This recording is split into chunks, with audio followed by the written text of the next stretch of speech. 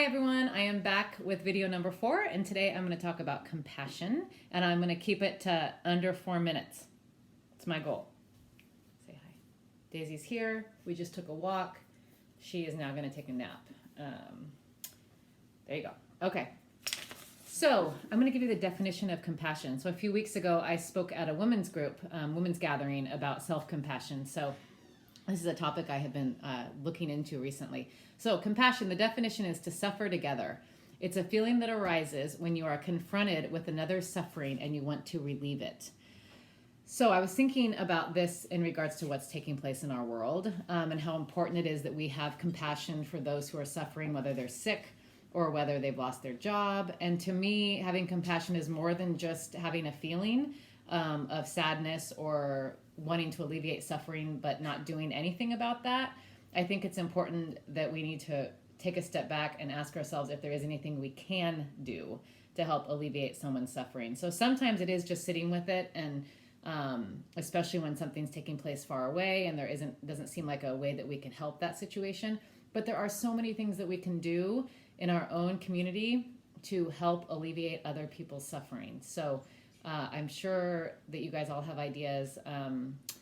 You can donate to Food for Lane County or other places locally that are feeding people, especially since we're going to have more job loss. That's going to be more needed.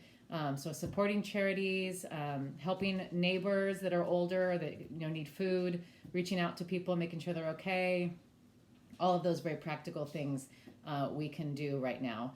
But I also want to add another layer of this, which is self-compassion. So sometimes we're really good about having compassion for other people, but we forget to offer ourselves that same compassion. So to me, what this looks like is very similarly, I'm having a hard time and I'm struggling and I'm suffering. How do I alleviate my own suffering? How do I feel that same compassion for myself? Often we are just judgmental of our suffering, or we're not very kind to ourselves. Having self-compassion could just mean acknowledging what you're feeling, not judging it, not making it go away or wishing it away, but just saying, yeah, this is really hard and I'm having anxiety and that's okay. And what can I do to help alleviate some of that suffering right now?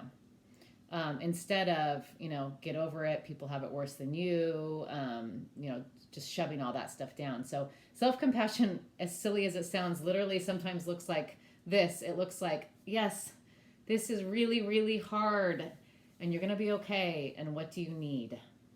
And just sitting with that for a minute and figuring out what it is that you need. So those are my thoughts on compassion. How did I do on time? I can't see, but it's only 3.5 minutes. Yay! Tomorrow, I'm really excited about tomorrow because I'm going to be doing a Notting Hill challenge, which I will explain to you what that means tomorrow.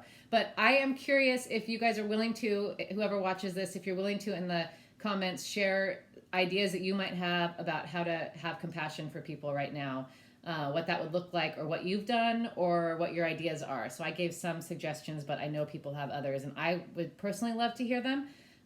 Also just for my own family to know what we can do to help people. So, okay, everyone, have a good night. Daisy and I are signing off until tomorrow.